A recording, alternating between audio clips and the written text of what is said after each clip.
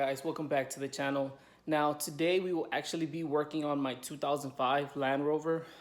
We will be doing a gasket change on the oil cooler. If some of you guys that actually own one of these know for a fact is that these vehicles usually tend to have an oil leak because of a gasket that goes on the oil cooler. So stick around and we're gonna go get some parts, some oil, and I'll show you guys in a bit. That camber gang though. Now, if you have a 2005 Land Rover, you will be having to use 5W30. That's just recommended by the specs of the truck and the manufacturer. And we went ahead and got coolant as well, because when you do disengage and disconnect the engine oil cooler from down here on the truck, you will have to lose some coolant. So hence the purpose for this. This is where I'm going to be catching all the coolant to make sure that none of it falls down to the ground and I can work in a clean area. As well as I got this Super Tech carburetor air intake cleaner. The part is actually really dirty with a lot of oil right now, so I will be using this to clean up the part before installing it. And of course our engine filter for the oil, Wix filter.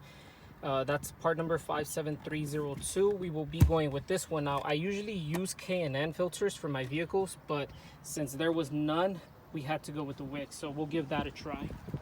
Now, what we will be doing first is draining all the oil from the engine as well as the coolant before getting everything started. So let's get, and I also want to go ahead and apologize for the video footage if it is a little shoddy.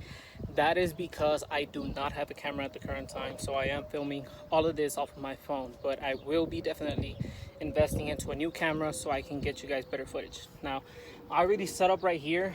Right now I am going to show you guys exactly where the engine oil cooler is located and the bolts you need to take off, because the Land Rover actually has a skid plate, a metal skid plate that you need to remove prior to accessing the engine oil pan and the engine oil cooler.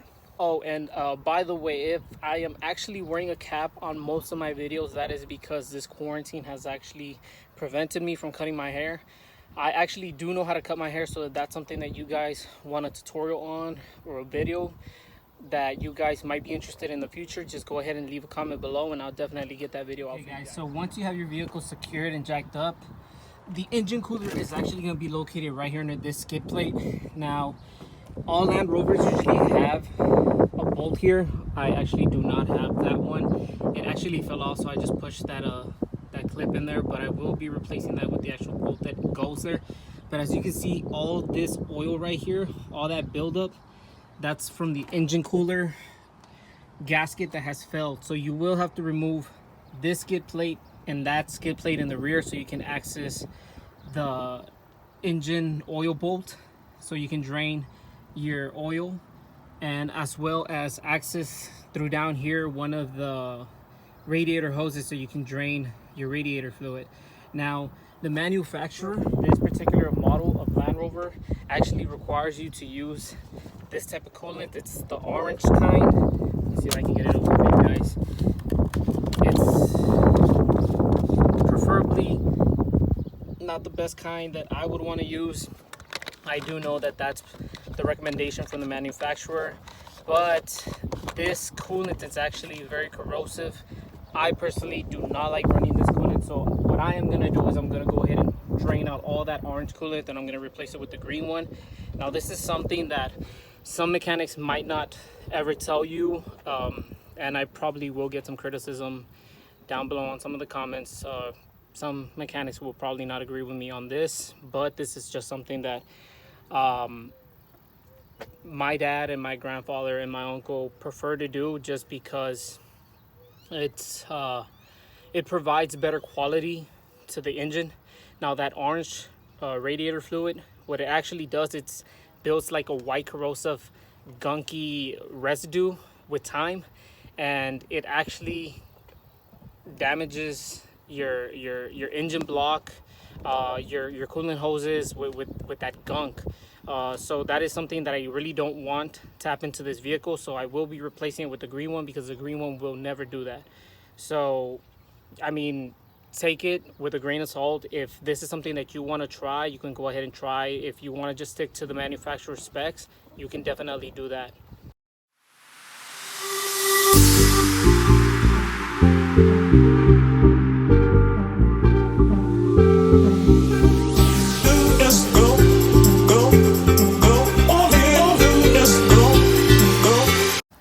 Once you remove the skid plate, which I've already done that, you will actually find the engine cooler, the engine oil cooler right there.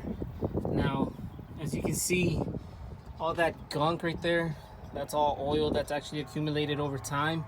And it's because of this right here. As you can see right there, let me see if I can get the phone focused a little bit better. There we go. You see all that oil right there? That's due to that gasket failing. So what we're gonna go ahead and do is we're gonna remove the filter. These are your coolant lines that run into the oil cooler. We're gonna remove these to drain out the oil, but what we're gonna do first is we're gonna drain out the engine oil first, so that once we remove this, we don't get a lot of oil falling on us. I want you to jump like you trying to get stuck in the air. If you feeling so lit and don't care, shorty beating the. You should be able to unscrew the oil filter with either one of these, you know, or one of these. Either one's fine. You just want to make sure that you're getting the actual proper size, because there's actually different one of these that are used for different size of filters.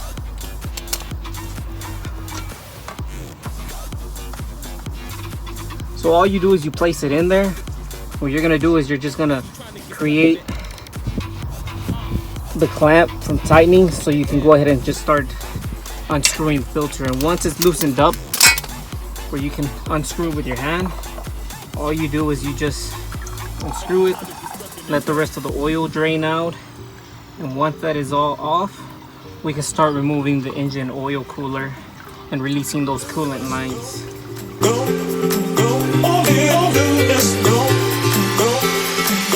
I want you to jump like you trying to get stuck in the air.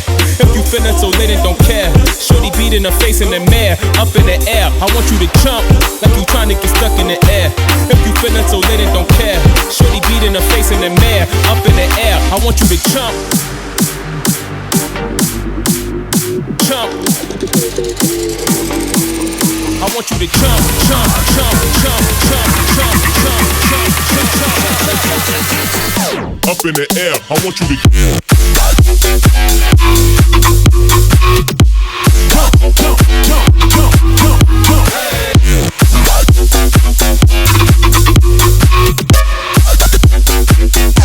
Like you trying to get stuck in it. Gotta get it, in the air.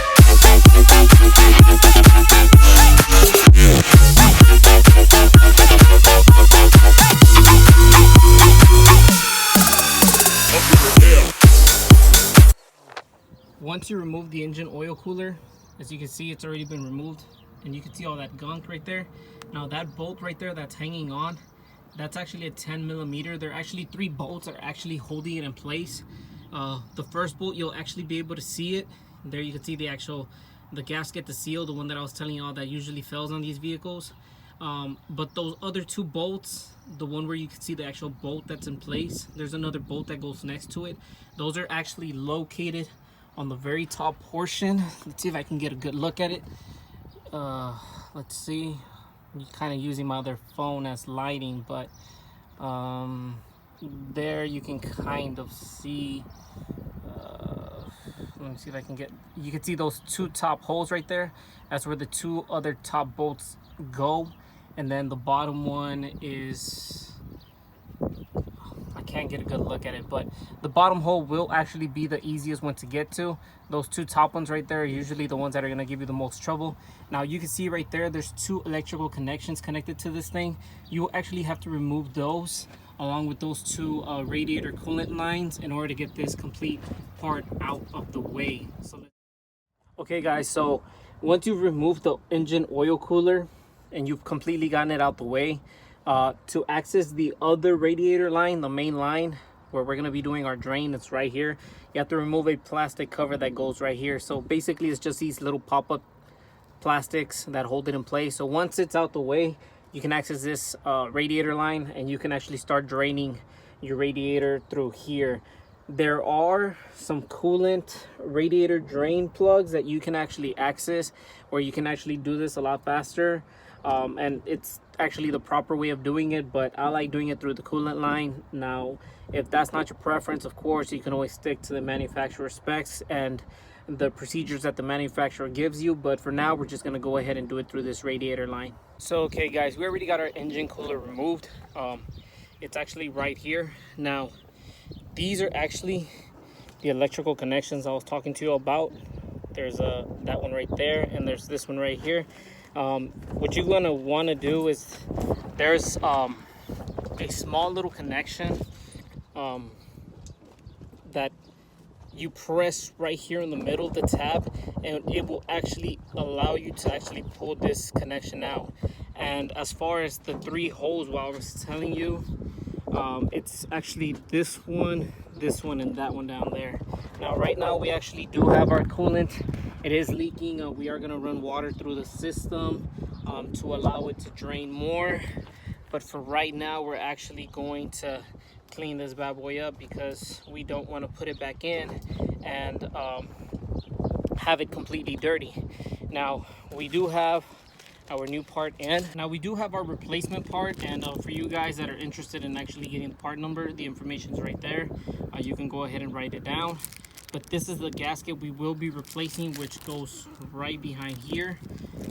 So we're gonna go ahead and replace that part, and hopefully that takes care of this problem. As clean as we could. It's an old part. There's no need to replace it. In case you guys are wondering, we got it clean enough to where you could actually see a part number. It actually has 2 on it. Let me go ahead and flip this the other way around. But the part's still good. We could replace it given the year of the truck, but the part is not what is giving us a problem. It's actually this little gasket right here. So we're gonna go ahead and pop this one out, put the new one in, and put the part back into its place. Now we did clean up the area where the part goes, and there it is. That's the actual place where the part goes. As you can see, it was filled up with a bunch of oil. So we're gonna go ahead and put that gasket back on and install the part right back on, and hopefully that should take part. Put in the new one. Should go in very easily. Doesn't even need that much pressure to apply back in, and this should be ready to go back in. If you feeling so lit and don't care, shorty beat in the face in the mirror, up in the air. I want you to jump. Jump. I want you to jump, jump, jump, jump, jump, jump, jump, jump, jump. Up in the air, I want you to jump, jump, jump, jump, jump, jump.